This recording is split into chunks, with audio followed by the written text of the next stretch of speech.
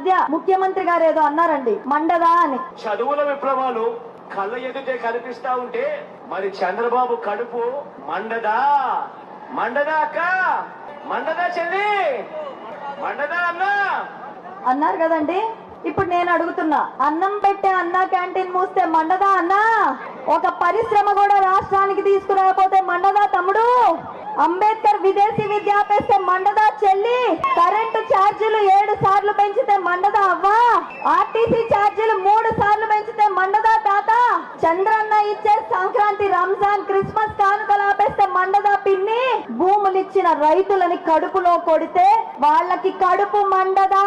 అన్నపూర్ణగా వెలసిల్లిన ఆంధ్రప్రదేశ్ కి రాజధాని కూడా లేకుండా చేస్తే ఆంధ్రులకి మండదా? చంద్రబాబు నాయుడు గారిని 53 రోజులు అన్యాయంగా జైల్లో వేస్తే మాకు మండదా అని సభాముఖంగా అడుగుతున్నా.